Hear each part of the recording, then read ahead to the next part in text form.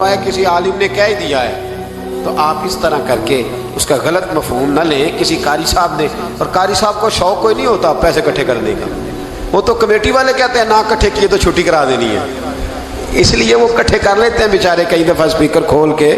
تو اب وہ جو سن رہا ہے اس کا بھی پریشر بڑا ہوا ہے، کہتا ہے ساؤنڈ ہی نہیں دیتا پہ بہن. تو بارک اللہ فی اہلک و مالک، اللہ تیرے اہل میں بھی برکت کرے، اللہ تیرے مال میں بھی.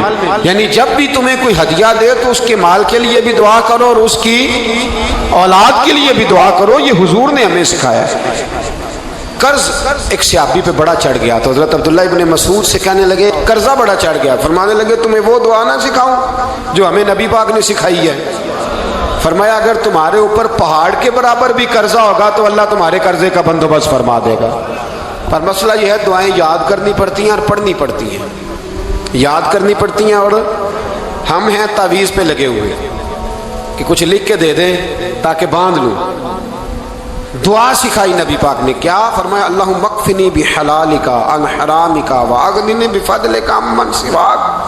فرمایا یہ دعا مانگا کرو، اے اللہ مجھے کفایت کرنے والا رزق عطا فرما اور مجھے حرام سے بچا، اور مجھے اپنے فضل کے ساتھ دوسروں سے بے نیاز کر دے.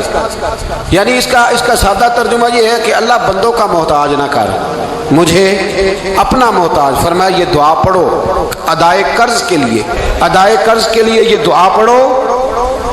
اللہ تبارک و تعالی پہاڑ کے برابر بھی قرضہ ہوگا تو تمہیں اللہ اس سے نجات عطا کر دے گا. نبی پاک صلی اللہ تعالی علیہ وسلم نے ایک حدیث میں غصے کی دعا بھی بتائی ہے. ویسے میرے خیال میں لوگوں کو غصہ نہیں آتا، آج کل غصہ نہیں آتا، لوگوں میں تکبر آ گیا ہے. اپنے سے چھوٹے پہ غصہ آتا ہے، اپنے سے تگڑے پہ کیوں نہیں آتا؟ جس آدمی نے گلی پہ خیرات مانگنے والے پہ غصہ کیا وہ ایس ایچ او صاحب پہ کیوں نہیں کرتا؟ غصہ تو غصہ ہے نا، سب پہ ہونا چاہیے، لیکن بڑا سمجھدار غصہ ہے. غریب آدمی کو دیکھ کے غصہ آتا ہے، امیر آتا ہے تو غصہ نکل جاتا ہے. تو میں تو کہتا ہوں لوگوں کو غصہ، اگر تجھے غصہ آتا ہے تو مار دیوار کے ساتھ ٹکر تیرے غصے کی سمجھ آئے. یہ کس قسم کا غصہ ہے جو غریب پہ ہی ہاتھ اٹھا رہا ہے؟ تو خدا را خیال فرما. غریبوں کے حق میں بڑا غصہ، مجبوروں کے حق میں بڑا غصہ، ماتحتوں پر. اور اگر چودھری صاحب آ جائیں تو چودھری صاحب آ جائیں تو پھر بہانہ بنا لیتے، کہتے غصہ تو میں نے بڑا آیا سی، پھر میں کیا میرے گھر آیا ہے، پھر بہانہ بنا لیا. ایسے نہیں کرو. نبی پاک صلی اللہ علیہ وسلم نے دعا سکھائی بخاری میں، فرمایا جب غصہ آئے تو پڑھا کرو اعوذ باللہ من الشیطان. آتی ہے نا دعا ماشاءاللہ، اعوذ باللہ من الشیطان. جب غصہ آئے تو یہ والی دعا پڑھ لیا کرو. نبی پاک علیہ الصلوۃ والسلام نے ارشاد فرمایا کہ جب تمہارے بھائی کو چھینک آئے نا تو چھینک آنے والے کو کہنا چاہیے الحمدللہ. چھینک آئے اس نے کیا کہنا ہے؟ یاد ہو جائے گا کیا کہنا ہے؟ الحمدللہ. اور جو سنے اس نے کہنا یرحمک اللہ. کیا کہنا ہے؟ یرحمک اللہ، اللہ تجھ پہ رحم کرے. یہ پڑھنا ہے اس نے. حضرت عبداللہ بن مبارک رحمۃ اللہ تعالی علیہ نا دریا کے کنارے کھڑے تھے، کشتی سے اترے تھے ابھی اور وہیں کھڑے تھے. تو ایک آدمی، دو چار لوگ کشتی میں کنارے سے آپ کے پاس سے گزرے تو ایک کو چھینک آئی، اس نے کہا الحمدللہ. اب سنت ہے کہ جواب دو یرحمک اللہ، اللہ تیرے اوپر رحم فرما. جواب دینا تھا لیکن وہ کشتی تیزی سے گزر گئی. حضرت عبداللہ بن مبارک رحمۃ اللہ تعالی علیہ نے ملاح کو بلایا، فرمانے لگے اس کشتی کا پیچھا کرنا ہے. وہ کہنے لگا سواریاں بیٹھیں گی تو جاؤں گا. اس زمانے میں جو پوری کشتی کا ایک سائڈ کا کرایہ تھا وہ 5 دینار تھا. فرمانے لگے تو نہ اس طرح کر، اسپیشل مجھے لے جا بٹھا کے. کیا لے گا؟ اس نے کہا 20 دینار لوں گا. فرمایا 20 ہی دوں گا. اس کشتی کا پیچھا کیا اور جس آدمی کو چھینک آئی تھی نا اس سے جا کے یرحمک اللہ کہا. اس نے جواب میں جزاک اللہ کہا. تو آپ فرمانے لگے میرا کام ہو گیا، واپس چل. ملا دنیا دار تھا، وہ سوچنے لگا. پہلے تو اس نے سوچا میرا کیا ہے، 20 دینار تو ان کے گئے ہیں. لیکن جب اترنے لگے نا تو 20 دینار دیے یا 20 درہم دیے. تو وہ کہنے لگا حضرت جی صرف ایک لفظ کہنے کے لیے آپ نے اتنا پیسہ خرچ کر دیا. فرمایا لفظ کہنے کے لیے نہیں، اپنے مصطفیٰ کی سنت ادا کرنے کے لیے، اپنے نبی پاک علیہ السلام کی سنت ادا کرنے کے لیے یرحمک اللہ، اللہ تیرے اوپر رحمت کرے، کس طرح کا خوبصورت انداز سکھایا ہے۔ دیکھیے ایک حدیث ترمذی شریف میں نبی پاک صلی اللہ علیہ وسلم نے فرمایا کسی بیمار کو دیکھ کے یا کسی مصیبت میں مبتلا آدمی کو دیکھ کے تم یہ دعا پڑھ لو، تمہیں کبھی وہ مصیبت نہیں آئے گی۔ کیسی خوبصورت دعا ہے، کسی مصیبت زدہ کو بیمار کو دیکھ کے پڑھو، تمہیں کبھی وہ مصیبت الحمدللہ الذی عافانی مما ابتلاک بہ وفضلنی علی کثیر ممن خلق تفضیلا۔ اللہ تعالیٰ کا شکر ہے جس نے مجھے اس مصیبت سے عافیت دی اور اس بیچارے کو یا تجھے اللہ نے مبتلا کیا، اور اللہ نے مجھے اپنی بہت ساری مخلوق پہ فضیلت دی ہے، یعنی اللہ نے مجھے بڑا اچھا رکھا ہوا ہے یار، میں تو الحمدللہ بڑا اچھا ہوں، دیکھو بیچارہ۔ یعنی یہ دعا بھی ہے اور اپنے اوپر شکر ادا کرنے کا ایک اعلیٰ حضرت فاضل بریلوی رحمت اللہ تعالیٰ علیہ کو نا گلے کے اندر چھوٹی چھوٹی 2 پھنسیاں نکل آئیں، تو اس زمانے میں طاعون کا مرض پھیلا ہوا تھا۔ ایک بڑے قابل حکیم کو لایا گیا، انہوں نے چیک کر کے کہا آپ کو تو طاعون ہو گیا ہے، فرمانے لگے چل دوڑ جا، مجھے طاعون نہیں ہو۔ اس نے کہا جناب یہ گلے پہ بنا ہوا ہے اور سب کو پتہ ہے آج کل پھیلا ہوا۔ فرمایا سب کو ہو سکتا ہے، مجھے نہیں ہو سکتا۔ کیوں؟ فرمانے لگے ایک بندے کو طاعون ہوا تھا تو میں نے اسے دیکھ کے وہ دعا پڑھ لی تھی جو نبی پاک نے بتائی ہے، لہذا حضور کا فرمان ہے تو مجھے ہر بیماری آ سکتی ہے پر یہ بیماری آ سکتی۔ وہ شخص کہنے لگا جی منہ میں بھی گلٹیاں چلی گئی ہیں، کھول نہیں رہا، کیا ہوگا؟ اعلیٰ حضرت نے کالی مرچ منگوائی، اسے پیس کے زبان کے نیچے رکھا تو ساری بیماری دور ہو گئی۔ فرمانے لگے بلاؤ نہ ذرا اس حکیم کو جو کہتا تھا طاعون ہو گیا ہے، وہ تو صحیح ہوتا ہی نہیں اتنی جلدی۔ فرمایا ہر چیز بدل سکتی ہے پر میرے نبی کا فرمان نہیں بدل سکتا، میرے رسول پاک علیہ السلام کا فرمان نہیں بدل سکتا۔ تو عزیز دوستو نبی پاک اب بڑی خوبصورت بات آئی، ساری خوبصورت تھی، بڑی پیاری بات آئی۔ دنیا میں سب سے حسین چہرہ اللہ نے اپنے رسول کو عطا فرمایا ہے۔ نبی پاک کا چہرہ بھی حسین ہے، مکھ چند بدر شاہ شانی ہے، متھے چمک دی لاٹ نورانی ہے، کالی زلف تے اکھ مستانی ہے، مخمور اکھی ہیں مد بھری۔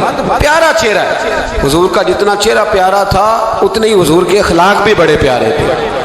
لیکن میرے نبی پاک علیہ السلام جب آئینہ دیکھتے، کیا دیکھتے؟ حضور جب آئینہ دیکھتے، ہمارے نوجوان بھی سارا دن آئینے کے آگے کھڑے رہتے، کبھی بال اس طرح کے بناتے ہیں کبھی اس طرح۔ تو میرا کئی دفعہ دل کرتا ہے کہ میں ان سے کہوں کہ تو آئینے کو کہہ رہا ہے جھوٹ بول، پر وہ کیسے بولے؟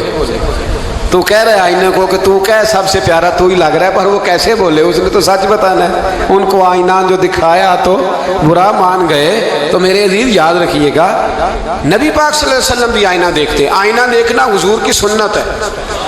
کوئی سنت سمجھ کے آئینہ دیکھے گا تو ایک دفعہ دیکھنے پر 100 شہیدوں کا ثواب ملے گا، لیکن نبی پاک صلی اللہ علیہ وسلم آئینہ دیکھتے کیا کہتے؟ اللہم انت حسنت خلقی فحسن خلوقی۔ یا اللہ، یہ دیکھیں حضور نے ہمیں سکھایا ہے، یا اللہ جس طرح تو نے میری صورت اچھی بنائی ہے میری سیرت بھی اچھی بنا دے۔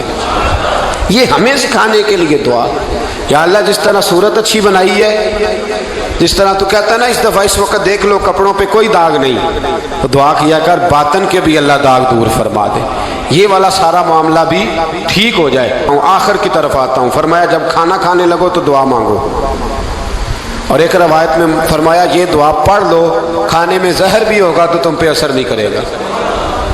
کھانے پہ ایسے میں بڑی تکلیف سے کہتا ہوں کہ آج بھی ہمیں کہنا پڑتا ہے کہ بہت سارے لوگ ایسے ہیں جو ابھی بھی کھانے سے پہلے بسم اللہ نہیں پڑھتے۔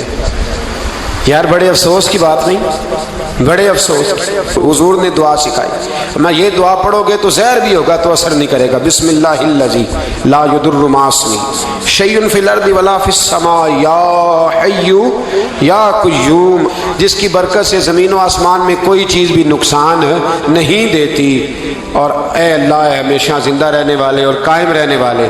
یہ نبی پاک علیہ السلام۔ اور ایک حدیث میں اور بھی دعا آئی ہے، بسم اللہ شریف تو خیر بخاری میں موجود ہے، مسلم میں موجود ہے، بسم اللہ والا برکت اللہ بھی ایک حدیث میں نبی پاک صلی اللہ علیہ وسلم نے ارشاد فرمایا۔ اور جب کھانا کھا چکے پھر کہا دعا مانگو، الحمدللہ الذی اطعمنا وسقانا وجعلنا من المسلمین۔ اللہ تعالیٰ کا شکر ہے جس نے ہمیں کھلایا بھی پلایا بھی اور مسلمان بھی بنایا۔ حضرت مرزا مظہر جان جانا فرماتے ہیں کہ بارش ہوئی تھی تازی تازی، دلی میں تازی تازی بارش ہوئی تھی. ایک بابا لکڑی کے جوتے پہنے کھڑا ہوں، اللہ اللہ اللہ، اسی کسے دے کچھ بھی نہیں لگ دے، نہ کوئی ساڈا دردی. بابا مست ہو کے جا رہا، اللہ اللہ کرتا جا رہا. ایک طوائف اپنے کوٹھے سے اتر کے تو سیڑھیوں پہ بیٹھی تھی، ساتھ اس کا یار بھی بیٹھا تھا. بابا اپنی مستی میں جا رہا تو بابا جی کے پیروں سے کچھ مٹی اڑی تو اس عورت کے کپڑوں پہ پڑ گئی. پرواہ نہیں، بزرگ گزر رہے. وہ یار اس کا دوڑا ہوا آیا، اس نے آ کر تھپڑ مارا. کا خیال نہیں سارے اس کے کپڑے آلودہ کر دیے، تو کدھر تیرا دماغ نہیں ٹھیک؟ بابے نے نظر اٹھائی، کہا بیٹے میں نے دیکھا نہیں، چل اللہ تیرا بھلا کرے، تو نے بدلہ لے لیا. بابا جی چپ کر کے وَإِذَا خَاطَبَهُمُ الْجَاهِلُونَ قَالُوا السَّلَامَ، چپ کر کے گزر گئے. ٹھنڈ کا موسم تھا، بارش تازہ ہوئی تھی، حلوائی دودھ کاڑ رہا تھا. اس نے بٹھایا بابا جی کو پھٹے پہ، پیالہ پکڑا، دوڑ کے آگے بڑھا. بزرگ آ گئے، آئیے بیٹھیے. دودھ کا گرم گرم پیالہ شکر ڈال کے دیا. بابا جی نے دودھ پیا، پھر نظر جھکی، پھر رنگ بدلا. کہنے لگے مالک تو کتنا بے نیاز ہے، کہیں تھپڑ مرواتا ہے، کہیں دودھ پلاتا ہے. تیری بے نیازی ہے نا، ادھر تھپڑ مروایا، یہاں دودھ پلایا، تو ہی جانتا ہے تیرے رنگ کیا ہے. ابھی بابا وہیں بیٹھا تھا، دوڑے آئے پیچھے سے لوگ، شور ہوا. بابے کو دبوچ کے وہاں لے گئے جہاں اس نوجوان نے تھپڑ مارا تھا. کہا تو اللہ کا بندہ ہے، اللہ کے بندے بد دعا تو نہیں دیتے. ہوا کیا؟ کہا تو نے بد دعا دی ہے؟ کہا نہیں دی، بات بتاؤ.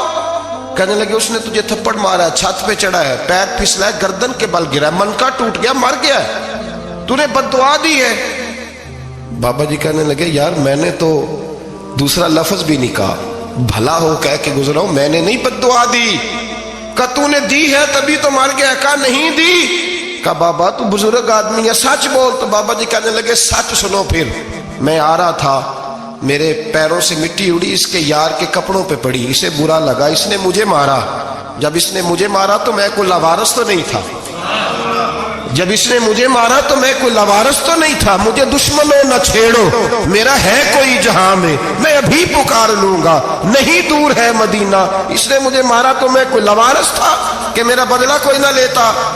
اس نے مجھے مارا ہے تو میرے یار کو برا لگا ہے تو اس نے اسے مار دیا ہے، میری تو غلطی کوئی نہیں. یاروں کا جھگڑا ہے، یہ تو دوستوں کا جھگڑا ہے، یہ تو یاروں کا جھگڑا ہے، کوئی غلطی نہیں میری، کوئی غلطی نہیں. خش خش جنہ قدر نہیں میرا، اے میرے صاحب نو وڈیائیاں، میں تے گلیاں دا روڑا کوڑا، میں گلیاں دا روڑا کوڑا. میں نو محل چڑھایا ہے سائیاں، میں نو محل چڑھایا ہے سائیاں.